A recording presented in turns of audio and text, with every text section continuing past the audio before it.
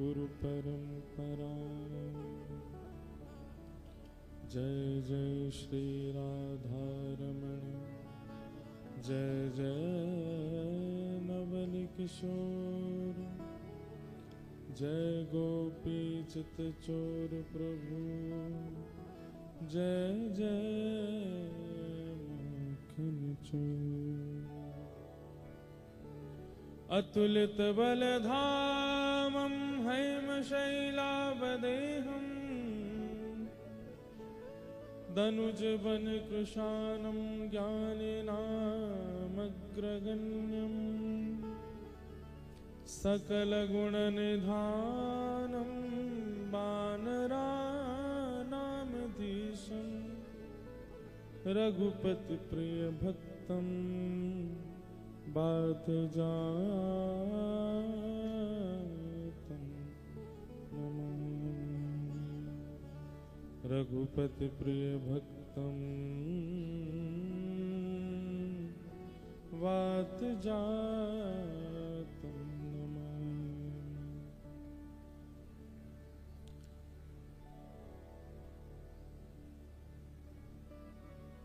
गोपाल राधे कृष्ण गोविंद गोविंद, गोपाल राधे कृष्ण गोविंद गोविंद, गोपाल राधे कृष्ण गोविंद गोविंद, गोपाल राधे कृष्ण गोविंद गोविंद, गोपाल राधे कृष्ण गोविंद गोविंद, गोपाल राधे कृष्ण गोविंद गोविंद, कृष्ण गोविंद गोविंद कृष्ण गोविंद गोविंद, कृष्ण गोविंद गोविंद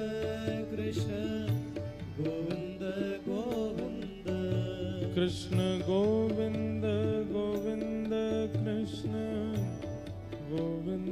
गोविंद, कृष्ण गोविंद गोविंद कृष्ण गोविंद गोविंद, कृष्ण गोविंद गोविंद कृष्ण गोविंद गोविंद, कृष्ण गोविंद गोविंद कृष्ण गोविंद गोविंद, कृष्ण गोविंद गोविंद कृष्ण गोविंद गोविंद, कृष्ण गोविंद गोविंद कृष्ण गोविंद गोविंद, कृष्ण गोविंद गोविंद कृष्ण गोविंद गोविंद, कृष्ण गोविंद गोविंद कृष्ण गोविंद गोविंद, कृष्ण गोविंद गोविंद कृष्ण गोविंद गोविंद, कृष्ण गोविंद गोविंद कृष्ण गोविंद गोविंद, कृष्ण गोविंद गोविंद कृष्ण गोविंद गोविंद, कृष्ण गोविंद गोविंद कृष्ण गोविंद गोविंद, कृष्ण गोविंद गोविंद कृष्ण गोविंद गोविंद, कृष्ण गोविंद गोविंद कृष्ण गोविंद गोविंद, कृष्ण गोविंद गोविंद कृष्ण गोविंद गोविंद, हे गोपाल राधे कृष्ण गोविंद गोविंद, गोपाल राधे कृष्ण गोविंद गोविंद, गोपाल राधे कृष्ण गोविंद गोविंद, गोपाल राधे कृष्ण गोविंद गोविंद, कृष्ण गोविंद गोविंद कृष्ण गोविंद गोविंद, कृष्ण गोविंद गोविंद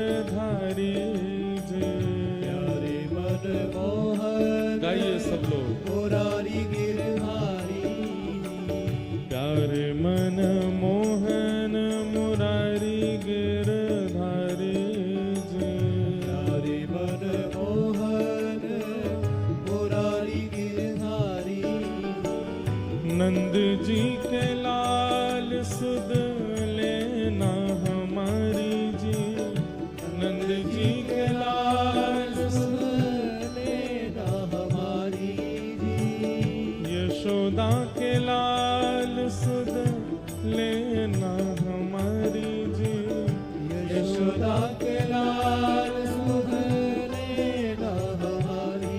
हे गोपाल राधे कृष्ण गोविंद गोविंद, गोपाल राधे कृष्ण गोविंद गोविंद, हे गोपाल राधे कृष्ण गोविंद गोविंद, गोपाल राधे कृष्ण गोविंद गोविंद, हे गोपाल, हे गोपाल, हे गोपाल, हे गोपाल, प्यारे गोपाल, प्यारे गोपाल, श्री गोपाल, हे गोपाल, हे गोविंद गोपाल,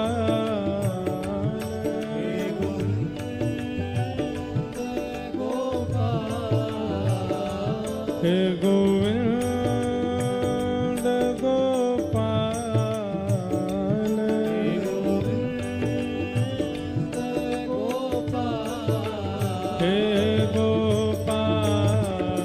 हे गोपाल, हे गोपाल, हे गोपाल, श्री गोपाल, हे गोपाल, हे गोपाल, हे गोपाल, श्री गोपाल, हे गोपाल, हे गोपाल, हे गोपाल, हे गोपाल, हे गोपाल,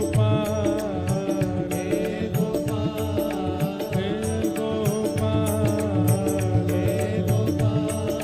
हे गोपाल, हे गोपाल, हे गोपाल, हे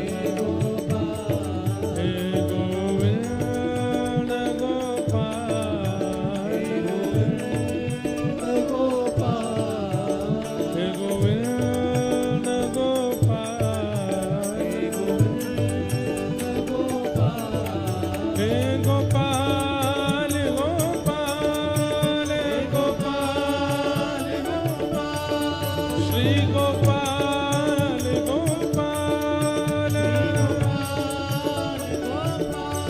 हे गोपाल गोपाल, श्री गोपाल गोपाल,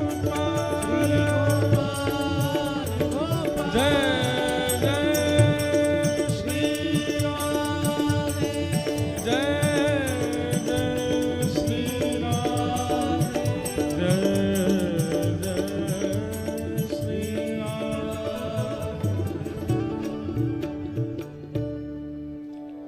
बोलो वृंदावन बिहारी लाल की, श्री राधा रमण लाल की, श्री राधा वल्लभ लाल की, भागवत महापुराण की, श्री सुखदेव जी महाराज की, श्री परीक्षित जी महाराज की, गंगा यमुना मैया की, श्री नर्मदा मैया की, देवादिदेव महादेव शंकर भगवान की, श्री पवई धाम हनुमान जी महाराज की, राजा रामचंद्र भगवान की, सब संतन की, सब भक्तन की, सब विप्रन की, जय जय श्री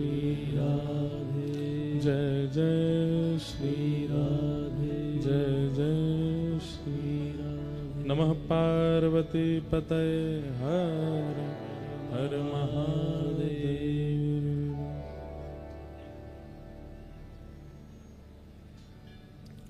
परम मंगल में प्रात प्रकलेश्वर अकारण करुणा वरुणालय भक्तवांशा कल्पतरु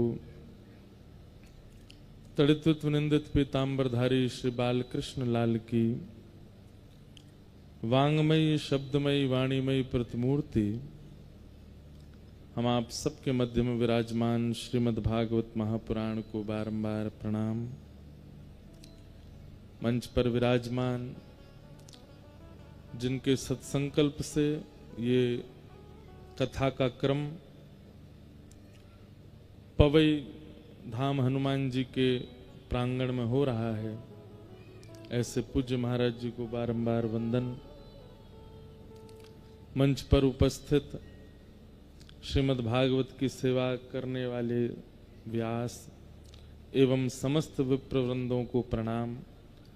आप सभी श्रोता भाई बंधु मातृशक्ति उपस्थित गंधर्वजन सबको जय श्री कृष्ण, जय सिया राम, जय श्रीमन नारायण, हर हर महादेव।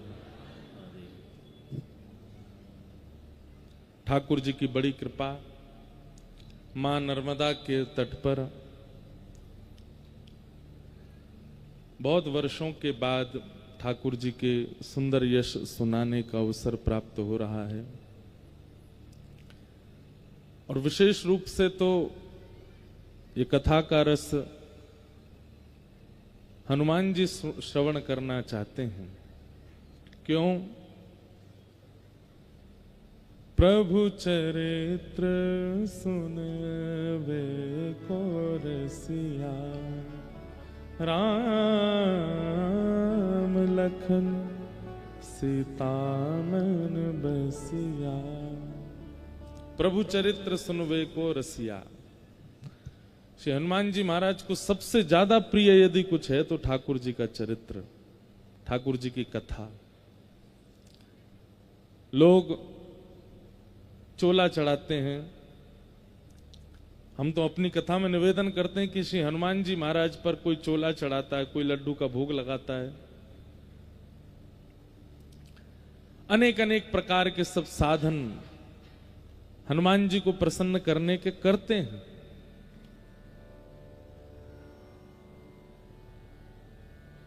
परंतु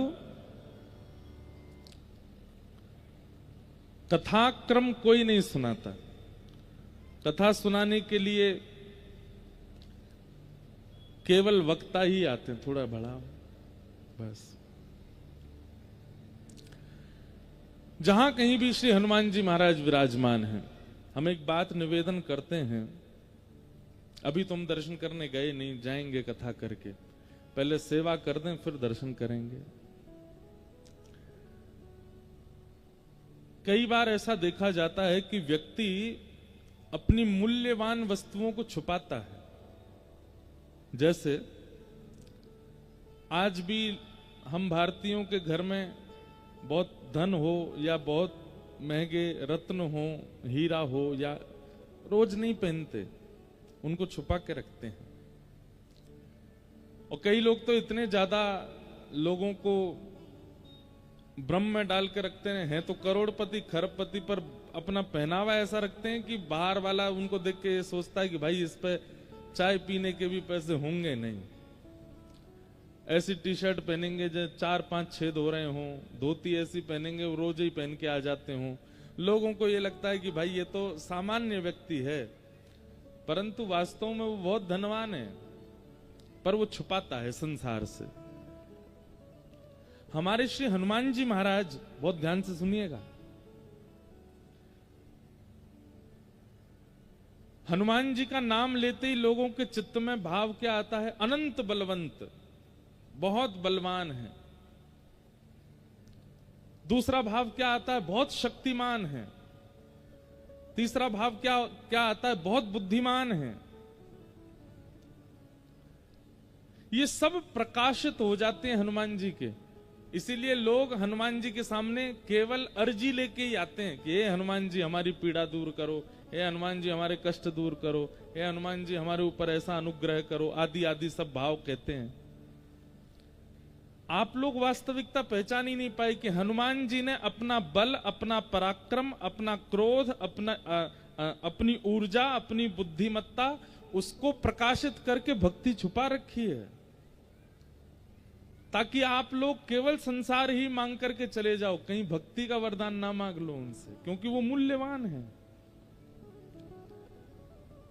लेकिन गोस्वामी तुलसीदास जी महाराज ने, जो पूरे विश्व को याद है, उस हनुमान चालीसा में अंकित कर दिया, प्रभु चरित्र सुनवे को रसिया।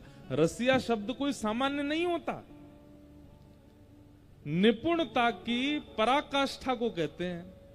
जैसे ये तो पान खाने के रसिया हैं। रसिया मतलब एक तो होता है शौकीन, और एक होता है इतना शौकीन कि कुछ दो चाय मत दो लेकिन पान दे दो, उसको रसिया कहते हैं। हमारे ठाकुर जी को ब्रज में क्या कहते हैं?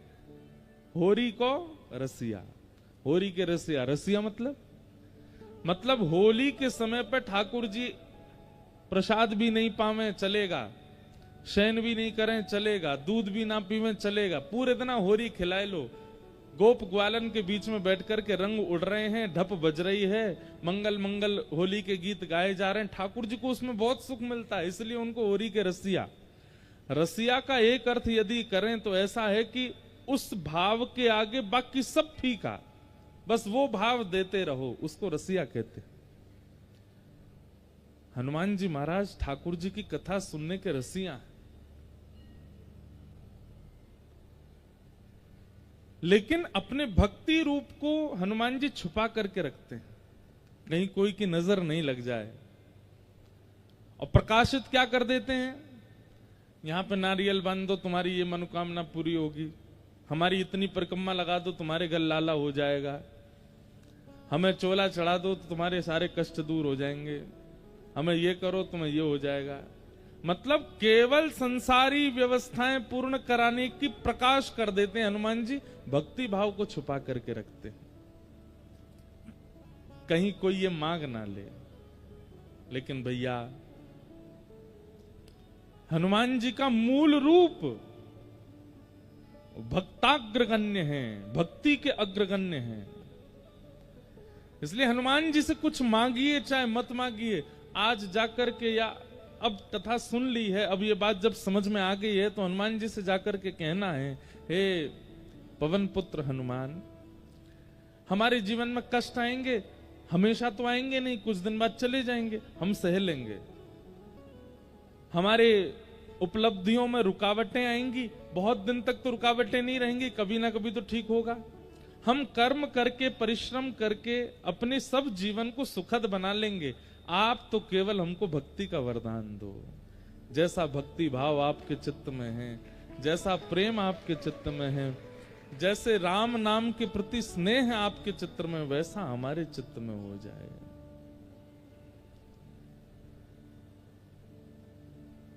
भाई, व्यक्ति जिस भाव में निपुण हो उससे वही मांगा जाता है। कोई किसान है और उसके यहां पर चावल की खेती होती है, धान की खेती होती है, तो आप जाकर के उससे धन मांगोगे तो वो कहेगा भाई मैं कहां से दूं, मुझ पे नहीं है धन। लेकिन उससे कह दोगे एक आध बोरी चावल दे दो तो वो दे देगा, क्योंकि उस पर वो है। ऐसे ही बहुत धनवान व्यक्ति के पास आप चले जाओ और वहां जाकर के आप उससे वो वस्तु मांगो जो उस पर है ही नहीं, वो धन दे सकता है, उसके पास वही है। हनुमान जी महाराज भक्तिवान हैं, उनसे भक्ति का वरदान मांगिए। हमने तो आज तक इतने, हमारे भारत में जो हनुमान जी के प्रमुख स्थान हैं, सब जगह लगभग कुछ स्थान रह गए, लगभग कथाएं सुनाई हैं हनुमान जी को। और आज हम आपको अब एक बात स्पष्ट रूप से कह दें, कथा प्रारंभ होने से कथा विश्राम तक बस ये 4 घंटे छोड़ के बाकी जो भी हम करते हैं वो हम करते हैं, पर ये 4 घंटा कथा में हमारी वाणी से हनुमान जी बुलवाते हैं। हनुमान जी की कृपा है।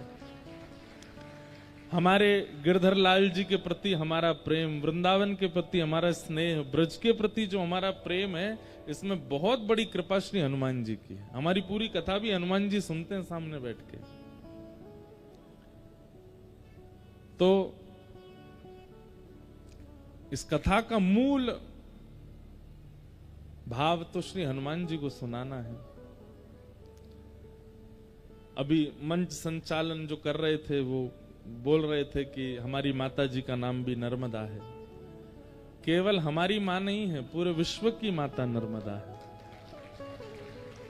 और केवल विश्व की नहीं है, तीनों लोक देवताओं की भी मां नर्मदा है, उनकी भी वंदनीय। और मानवों की नहीं, देवताओं की नहीं, पवित्र नदियों की भी मां नर्मदा है। हमने एक बार जबलपुर में कथा की थी, तो तब नर्मदा पुराण थोड़ा देखने का अवसर मिला था। एकमात्र नर्मदा जी हैं जिनका पुराण भी है, और कोई नदी का पुराण नहीं, नर्मदा जी का है। तो श्री नर्मदा जी के पुराण में ये पढ़ने में आया कि साल में एक दिन ऐसा आता है कि विश्व की, भारत की समस्त नदियां श्री नर्मदा जी में आती हैं। सबका जल समाविष्ट होता है श्री नर्मदा जी में। जहां का अच्छा, जो सप्तमी आने वाली है, वाह, आगामी जो सप्तमी है उसी में ही वाह गंगा जी आती है। तो गंगा यानी कि समस्त नदी सब गंगा के रूप में ही आती हैं। आगामी सप्तमी कथा में पड़ेगी अपने। तो ऐसी श्री नर्मदा जी हैं, उन्हें हम बारंबार प्रणाम करते हैं। बहुत सुख मिलता है मां नर्मदा के तट पर आकर के। पवई धाम हनुमान जी को बारंबार प्रणाम करते हैं, पूज्य महाराज जी को वंदन करते हैं, आप सबको भावपूर्ण प्रणाम करते हैं। और आइए भागवत के प्रथम दिवस के सत्र में हम लोग प्रवेश करते हैं। सच्चिदानंद रूपाय विश्वोत्पत्त्यादि हेतवे तापत्रय विनाशाय श्री कृष्णाय वयं नुमः। प्रथम दिन महात्म कहने का विधान है। सच्चिदानंद रूपाय, भगवान के 3 रूप बताए गए, सत्य, चैतन्य और आनंद। बहुत ध्यानपूर्वक सुनिएगा, ये बहुत सुगम संयोग है कि आप सब लोग यहाँ बिल्कुल शहर से एकांत में बैठ करके कथा सुन रहे हैं। जो लोग सुन रहे हैं वो लोग नियमित रूप से सुनिएगा। हमारा भाव ऐसा रहता है कि कथा में केवल कथा का ही भाव सुनाया जाए, अन्य चर्चाएं ना सुनावें। इसलिए आप सब लोग बहुत सावधानी से सुनिएगा।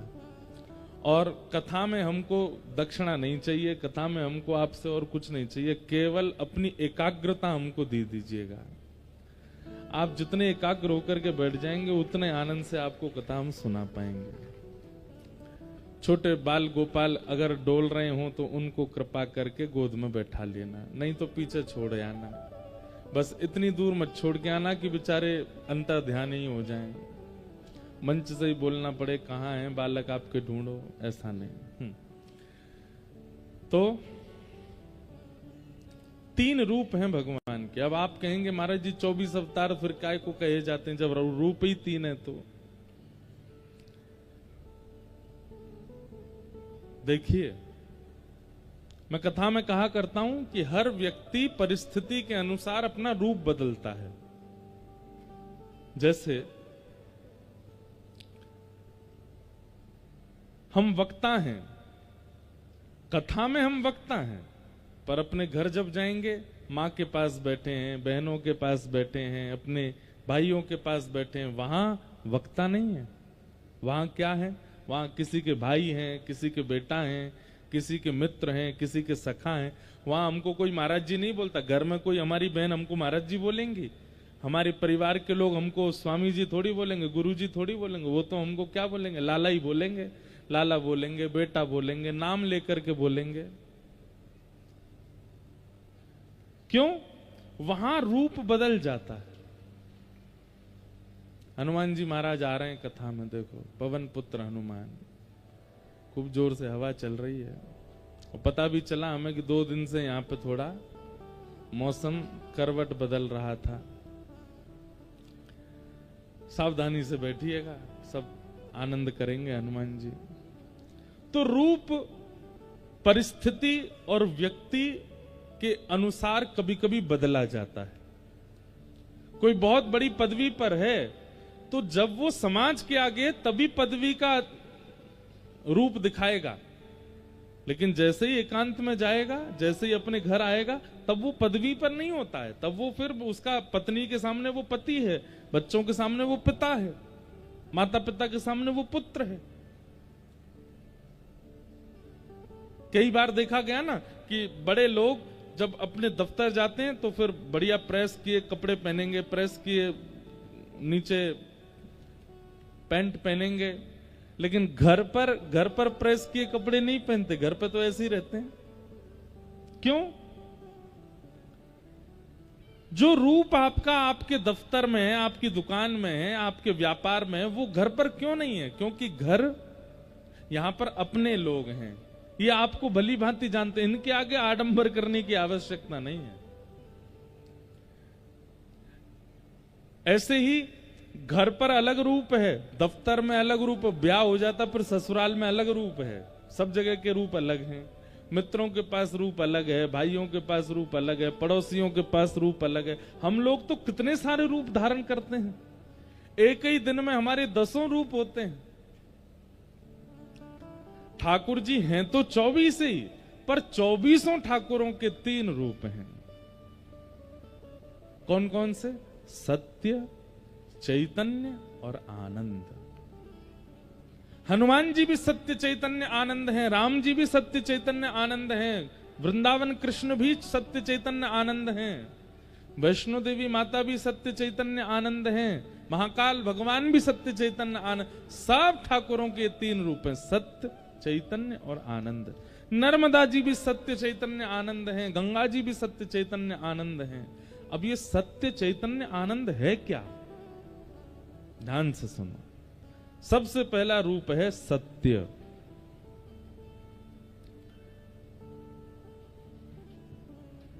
अगर आप हनुमान जी का दर्शन करने जाते हैं और उनके प्रति आपके चित्त में सत्य की भावना नहीं है, सत्य की स्थिति नहीं है, तो आप चाहे कितने भी बड़े पाठ कीजिए, कितने भी अनुष्ठान करा लीजिए, कितना भी भोग लगा लीजिए, आपको हनुमान जी केवल पाषाण ही लगेंगे, कभी अनुभव नहीं होगा उनका। भगवान के प्रति, ईश्वर के प्रति, देवताओं के प्रति, नदियों के प्रति सत्य की भावना सबसे पहले रखनी पड़ेगी कि वो सत्य है। सत्य। दूसरी बात,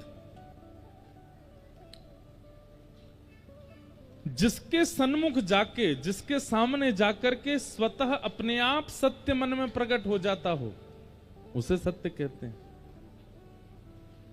दुनिया के आगे आप झूठ बोल सकते हो, दुनिया के आगे आप असत्य संभाषण कर सकते हो। जय हो। हमारे साथ ही बैठे रहियो भैया, हैं भाग मत जाइयो, जोड़ते हवा आवे तो। हम तो उठ नहीं सकते जब तक आरती नहीं हो। प्रेम से, आनंद से सब बैठे रहो, जो होगा देखेंगे। सत्य, जिनके सामने सत्य प्रकट नहीं करना पड़ता, अपने आप प्रकट होता है। जैसे पिताजी के सामने अगर आपसे कोई गलती हुई है तो आप सत्य छुपा सकते हो, पत्नी से भी सत्य छुपा सकते हो, बच्चों से भी सत्य छुपा सकते हो, लेकिन ठाकुर जी से सत्य छुपाया नहीं जाता, अपने आप प्रकट हो जाता है। हे हनुमान जी महाराज, पत्नी को नहीं बताया, बच्चों को नहीं बताया, सबसे छुपाया। पर आप तो सब जानते हो नाथ, आपसे क्या छुपाएं। हमने ये पाप कर्म किया है, हमसे ये अपराध हो गया है, क्षमा करना भगवान। हनुमान जी आपके पीछे पड़े थे कि मुझे सत्य बताओ, नहीं पड़े थे, फिर भी क्यों बता दिया आपने? क्योंकि उनका स्वरूप ही सत्य है। राम जी का स्वरूप ही सत्य है, श्री कृष्ण का स्वरूप ही सत्य है। मैं कथा में कहा करता हूं, जिससे सत्य छुपाया जाए वो मानव है, लेकिन जिसके सामने सत्य छुपाने में आपको बिल्कुल भी संकोच ना होता हो, समझ जाना या तो वो ठाकुर जी हैं या ठाकुर जी का कोई अंश है, क्योंकि ठाकुर जी का रूप है सत्य।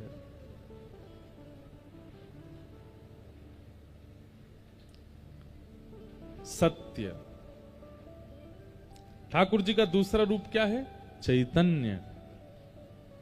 चैतन्य का मतलब क्या होता है?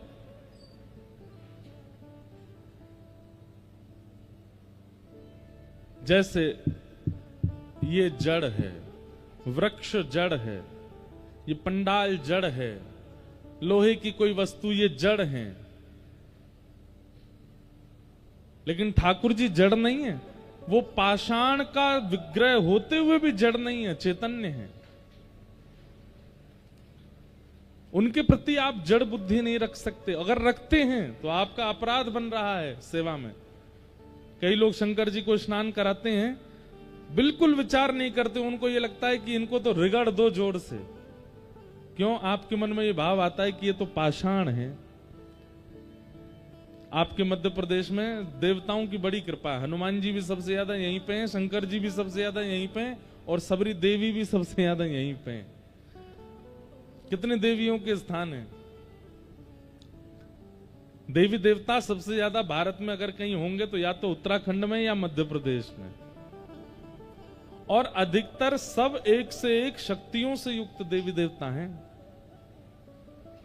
महादेव की जब स्नान कराने लोग जाते हैं, बिल्कुल उनको संकोच नहीं होता कि हम महादेव के ऊपर कम से कम धीमे धीमे हाथ चलावें। नहीं, खूब जोर से महाराज रगड़ देते हैं महादेव को। क्यों? क्योंकि पाषाण बुद्धि है उनके प्रति, उनके प्रति जड़ बुद्धि है हमारी। हम तो कभी पंचामृत अभिषेक करते हैं तो दूध, घी, शही, शर्करा, जैसी शक्कर आती है ना, तो मैं ये चीनी तो डालने ही नहीं देता। हम कहते हैं या तो बूरा लाओ या शक्कर लाओ पिसी हुई।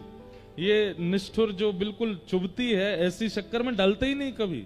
और कभी होती भी है तो सबको बोलते हैं हमारे पंडित जी को, भाई इसको पीस दो या कुछ इसको पाउडर जैसा बनाओ।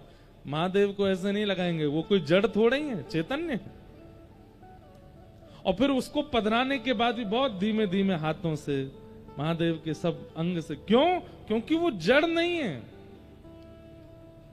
हमारी भक्ति उसी समय लाभ देना बंद कर देती है जब हम ठाकुर जी के प्रति जड़ बुद्धि रखते हैं। वो जड़ नहीं। एक बात कह दें, बहुत ध्यान से सुनिएगा।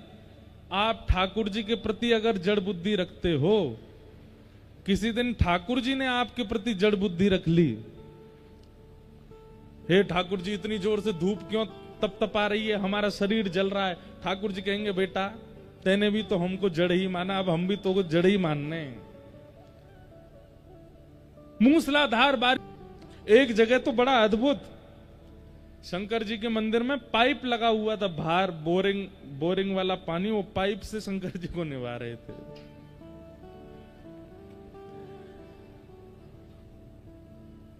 हम भारतीय लोगों में श्रद्धा बहुत है, आस्था बहुत है, पर ज्ञान नहीं है। और ऋते ज्ञानान न मुक्ति, इसीलिए हमारे शास्त्र कहते हैं कि ज्ञान के बिना जब आप सेवा में जाते हो तो कहीं ना कहीं मुक्ति में बाधा बनती है। अब देखो इसमें दो पक्ष हैं।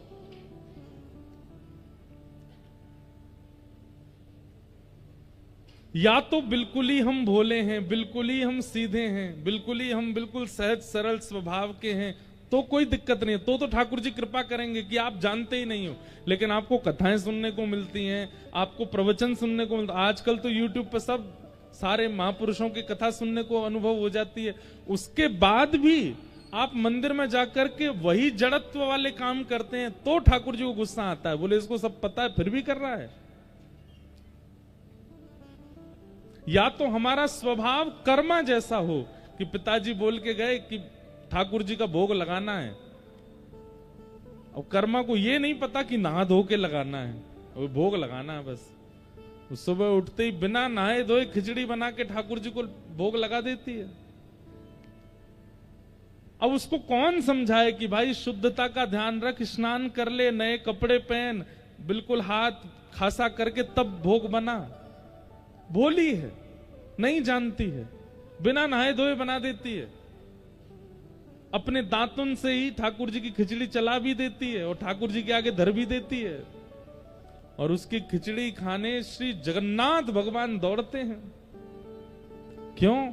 क्योंकि वो भोली है, उसको पता नहीं है, वो जानती नहीं है। पता नहीं है, भोलेपन में, बिल्कुल सीधे सरल सहज स्वभाव में आप ठाकुर जी की सेवा में कुछ कर देते हैं जो शास्त्रों से विमुख है। ठाकुर जी नाराज नहीं होते उसमें।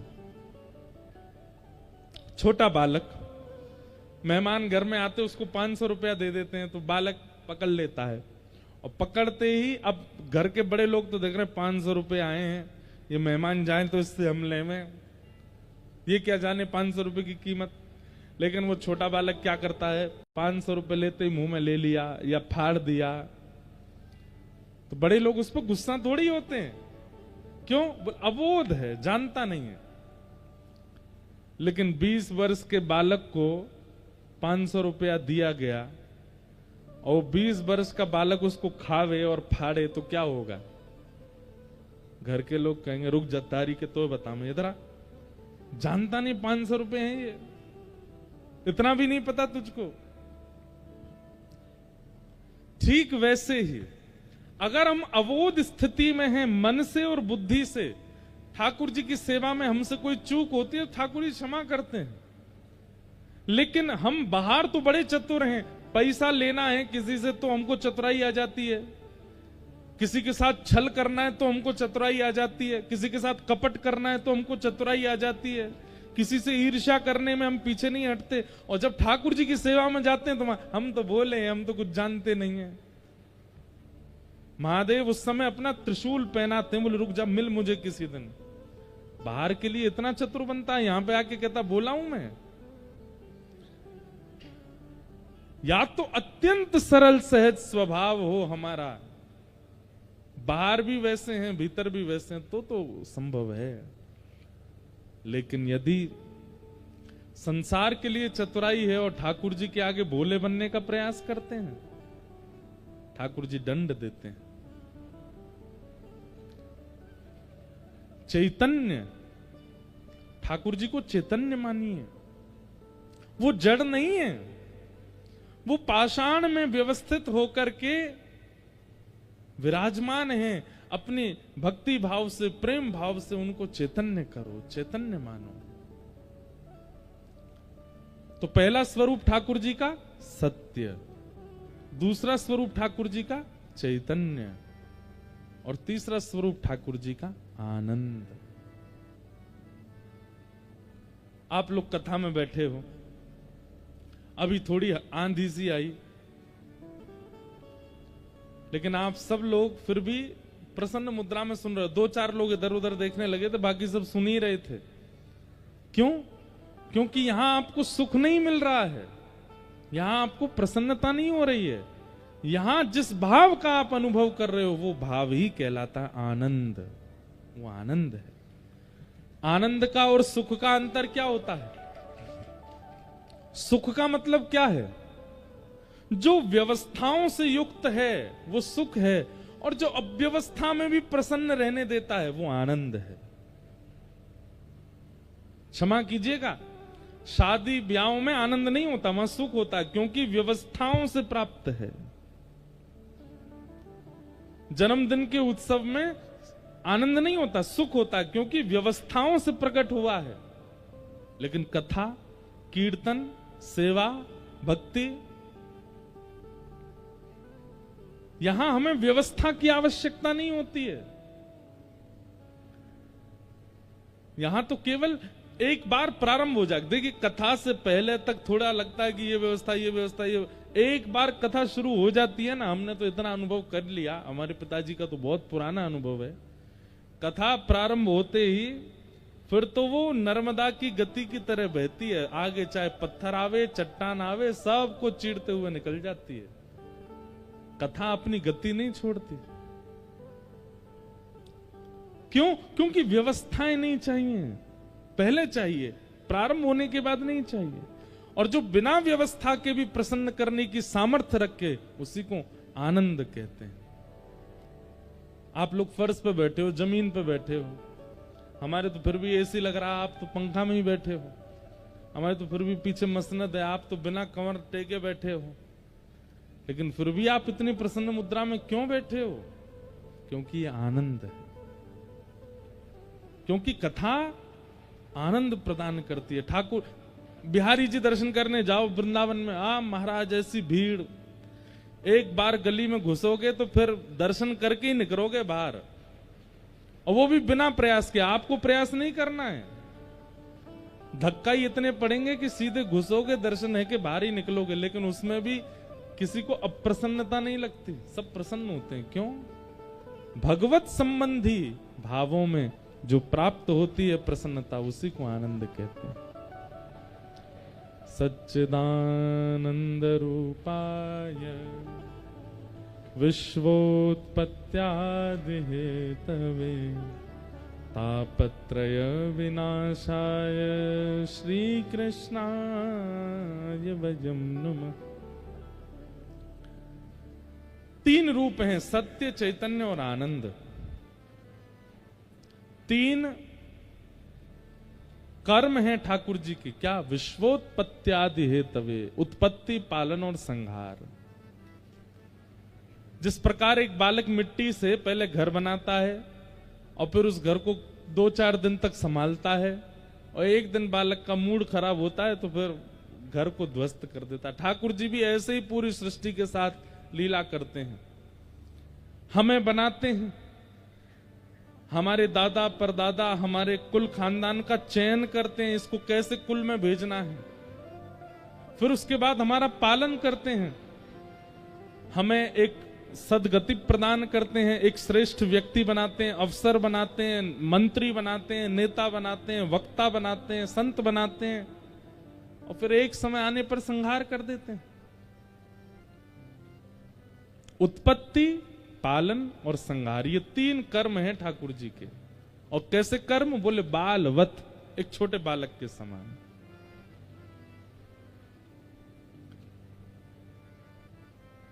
तीन गुण हैं, तापत्रय विनाशाय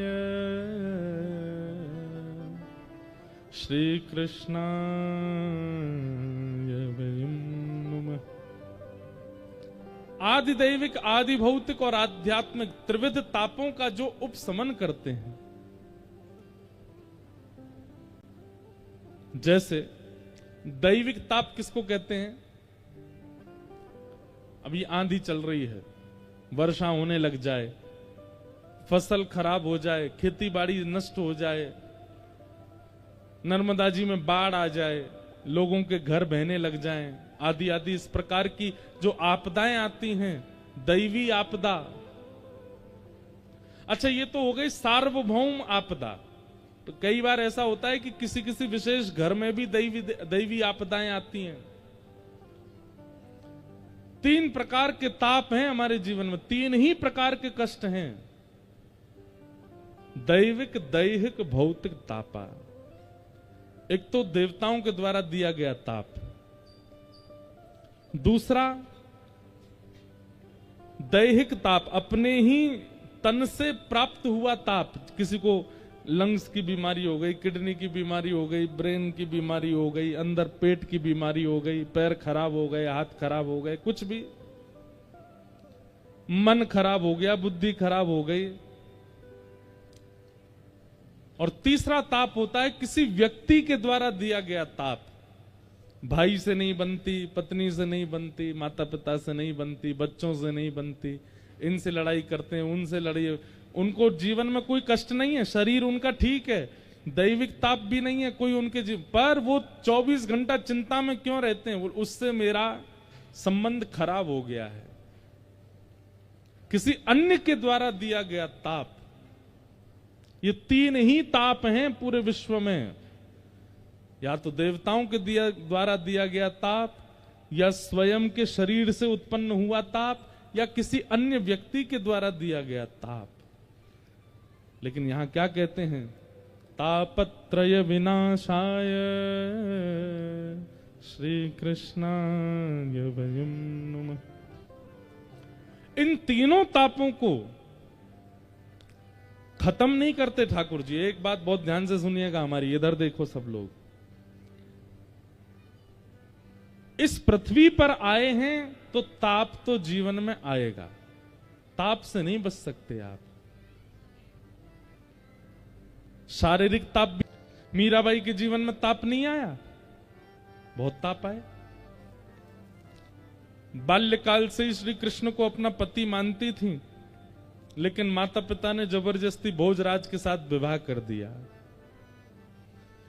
भोजराज के साथ विवाह करके गई तो वहां ससुराल में सब लोग उनके विपरीत, ननद विपरीत, सासू मां विपरीत, देवर विपरीत, सब विपरीत। और कुछ ही महीने निकले थे ब्याह के, जिनसे ब्याह हुआ उनके प्राण चले गए।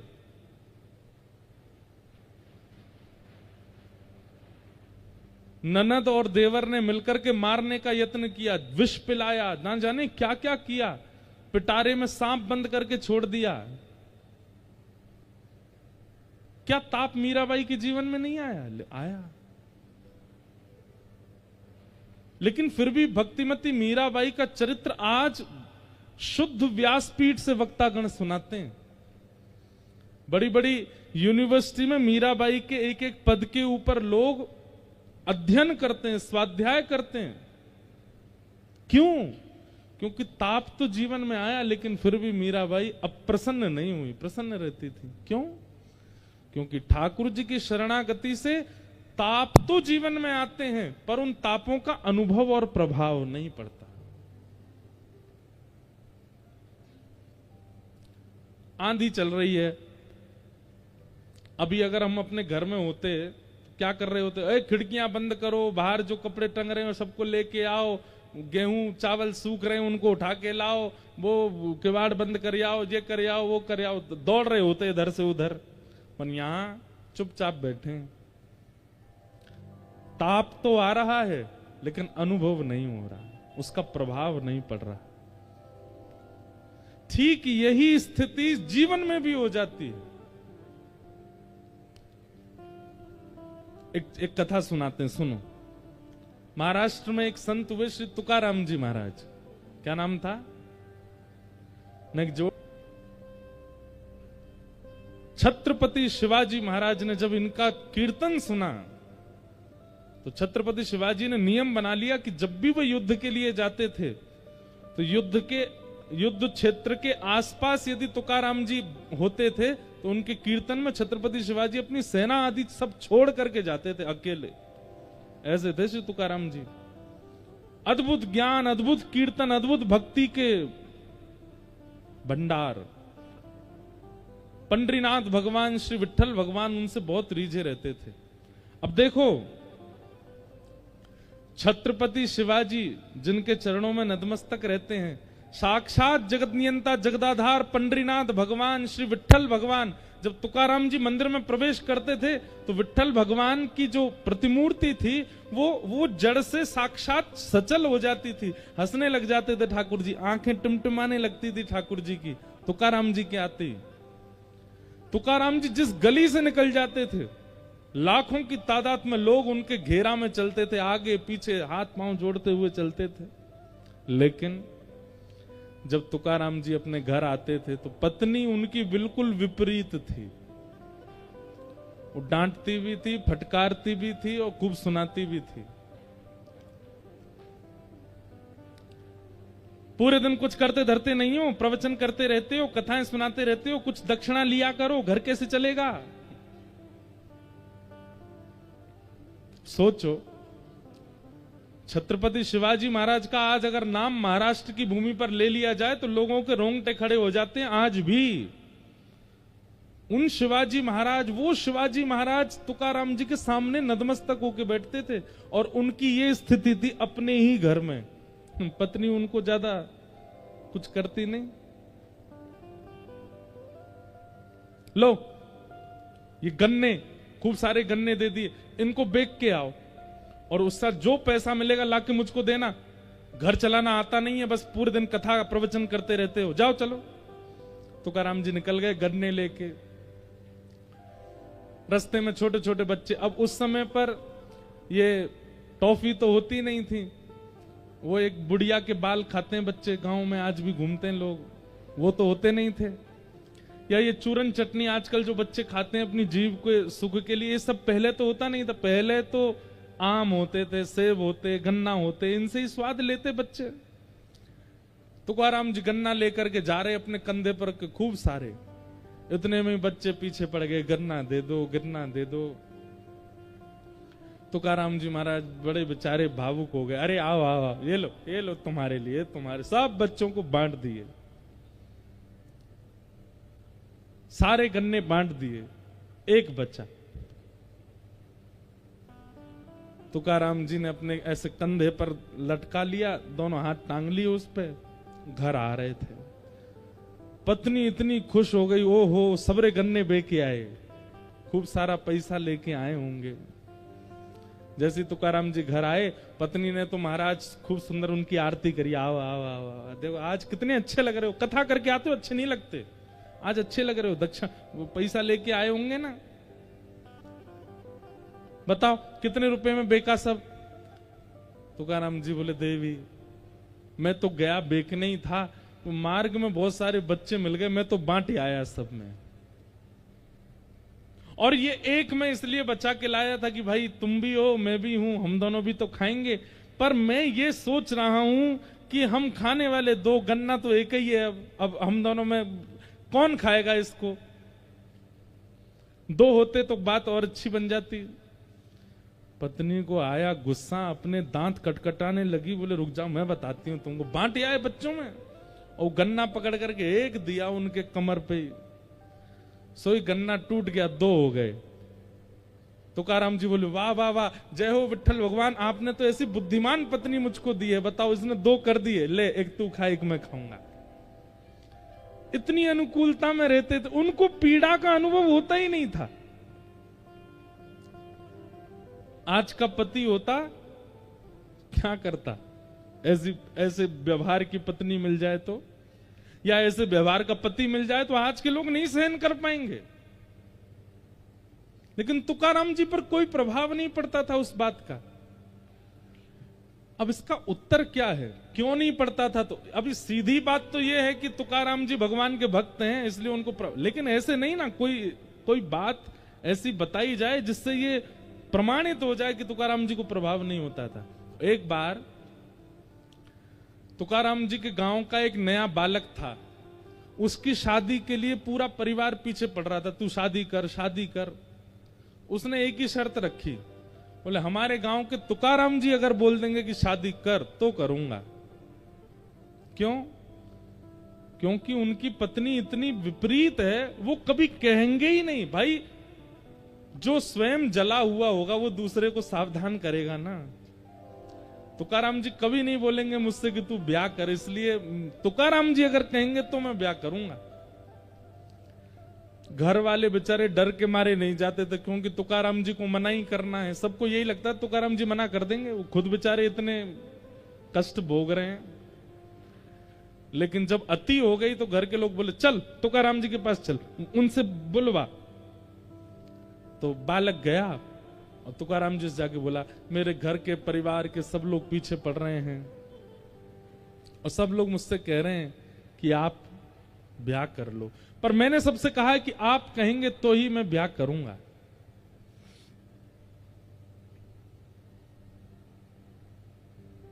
आप बताइए ना, मैं ब्याह करूं कि नहीं करूं? घर के सब लोग बैठे थे, सब घबरा रहे थे, बोले ये मना कर देंगे तो ये तो बिल्कुल ही नहीं करेगा। तुकाराम जी बोले जितना जल्दी हो सके उतना जल्दी ब्याह कर लो, जितना जल्दी हो सके उतनी जल्दी करो।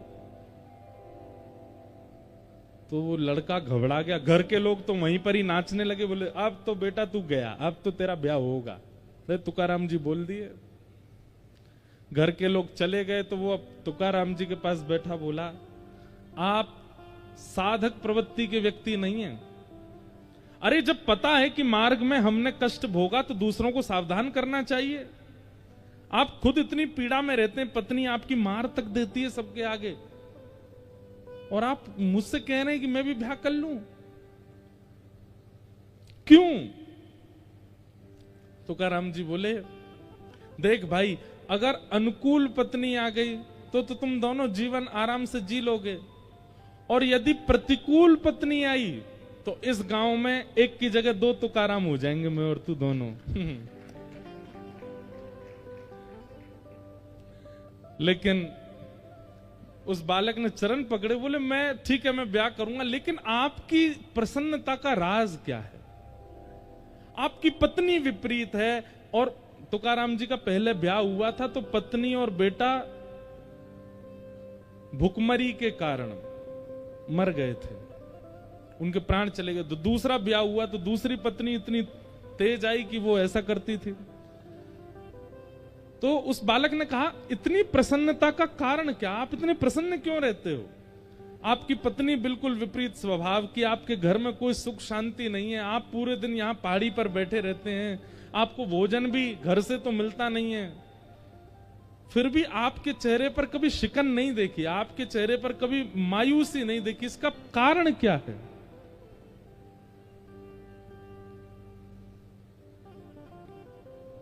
संतों का उत्तर देने का तरीका बड़ा विचित्र होता है। तुकाराम जी बोले, मैं अपनी तो तुझे बाद में बताऊंगा, लेकिन तेरी माथे की रेखा मैंने देखी और मुझे कुछ पता चला है, मैं तुझे बता दूं? बालक बोला, बताओ। बोले, अगले 7 दिन में तेरी मृत्यु हो जाएगी, तू मरने वाला है। बालक घबरा गया, बोले ये क्या कह रहे हैं आप? बोले मैं सही कह रहा हूं, तेरे पास केवल 7 दिन बचे, अपना समय व्यर्थ मत गवा। जितनों से तेने लड़ाइयां कर ली हैं सबसे क्षमा मांग ले, सब कुछ व्यवस्थित कर ले, और भाई तेरे पास 7 दिन बचे हैं, अपना जीवन जितना हो सके इन 7 दिनों में व्यवस्थित कर लियो, कभी भी प्राण चले जाएंगे 7वें दिन। अपना प्रश्न तो सब भूल गया। वो लड़का दौड़ा, रात में जाकर के स्नान किया, माता पिता को प्रणाम किया, बहनों को गले से लगावे, भाइयों को हृदय से लगावे, जितनों से उसकी बैर थे सबके पास गया। बोले भैया मुझे क्षमा कर दो, मैंने तुमसे बैर किया। सब लोग कहते ये हो क्या गया, किसी को बताता था नहीं कि क्या होने वाला उसके साथ। अब स्थिति ये हो गई कि घर में मां भोजन बनाती है, दाल में नमक नहीं पड़ा, खा लेता है चुपचाप, कहता नहीं है। पहले इतना टोकता था, इसमें नींबू डालो, नमक डालो, मिर्च डालो, अब जैसा मिल जाता है पा लेता है। उसके भाई बंधु कभी लड़ने आ जाते हैं तो सबके आगे क्षमा मांग लेता है, बोले भैया तुमको जो चाहिए ले जाओ, मुझसे लड़ो मत। कभी उसको बहुत कोई स्नेह देता तो भी उस पर फर्क नहीं पड़ता, कोई उसको बहुत कष्ट देता गया। बोले नाथ दिन है, अब बताइए मेरे प्राण कब निकलेंगे और मैं क्या करूं अब? तुकाराम जी बोले एक बात बता, पिछले 7 दिनों में तुझसे कोई लड़ने आया? बोले आए तो थे लेकिन मुझको याद नहीं, क्योंकि मैंने दिमाग में ज्यादा लिया नहीं। लड़ने आ रहे थे भाई बंधु लोग, मैं कहता भाई लड़ो, मतलब क्या लड़ने के लिए कहां जाऊं मैं, मेरा प्राण निकलने वाले हैं। तुकाराम जी बोले पिछले 7 दिन में तेरा किसी ने बहुत सम्मान किया? बोले वो भी सम्मान भी किया, पर कहां अच्छा लग रहा था सम्मान, बस ये लग रहा था 7 दिन में प्राण चले जाएंगे, भाई क्या करूं। अच्छा एक बात बता, परसों माँ ने घर में क्या बनाया था? बोले दाल चावल। दाल में नमक वमक कैसा था? सब ठीक था। बोले कुछ याद नहीं है मुझको, जैसा बना मैंने खा लिया, मुझे तो बस यही लग रहा था प्राण जाने वाले हैं। तुकाराम जी बोले मेरी प्रसन्नता का राज यही है,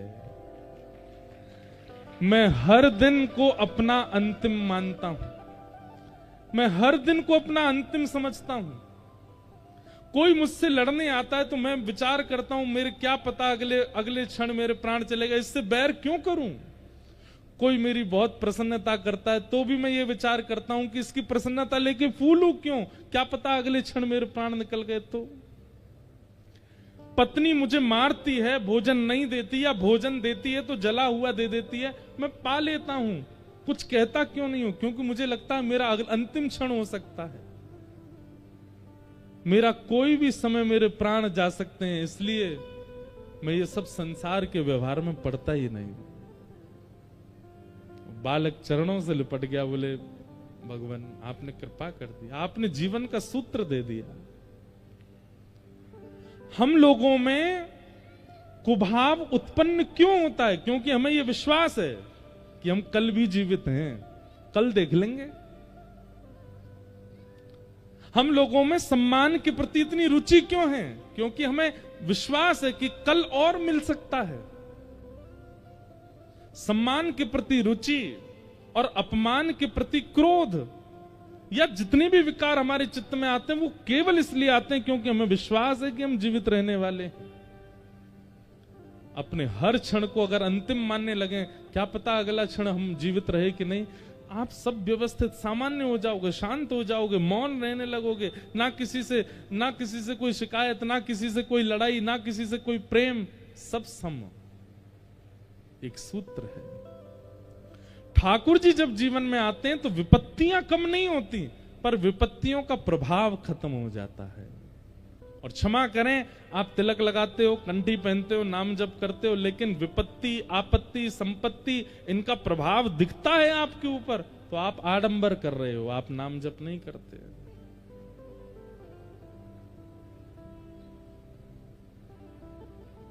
तापत्रय विनाशाय श्री कृष्णाय वयं नमः।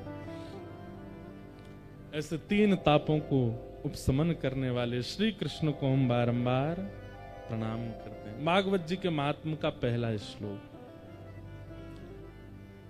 ब्रज के नंद लाला, राधा जी के सांवरिया, सब दुख दूर हुए जब तेरा नाम लिया। जय नंद लाला, राधा जी के सांवरिया, सब दुख दूर हुए, करताल बजा के गाओ। तेरा नाम लिया। ओ ब्रज के नंद लाला, राधा जी के सांवरिया, सब दुख दूर हुए जब तेरा नाम लिया। जय नंद लाला, राधा जी के सांवरिया, सब दुख दूर हुए जब तेरा नाम लिया। सब दुख दूर हुए जब तेरा नाम लिया। सब दुख दूर हुए जब तेरा नाम लिया। ओ मीरा पुकारे तुम्हें, गिरधर गोपाला, मीरा पुकारे तुम्हें, गिरधर गोपाला। मीरा पुकारे तुम्हें, गिरधर गोपाला, मीरा पुकारे तुम्हें, गिरधर गोपाला। ढल गया अमृत में विष का भरा प्याला, भर गया अमृत में विष का भरा प्याला। विष का भरा प्याला कौन मिटाएगा से जिसे तूने राख लिया, सब दुख दूर हुए जब तेरा नाम लिया। सब दुख दूर हुए जब तेरा नाम लिया। ओ सब दुख दूर हुए जब तेरा नाम लिया। सब दुख दूर हुए जब तेरा नाम। श्री राधा रमण लाल की।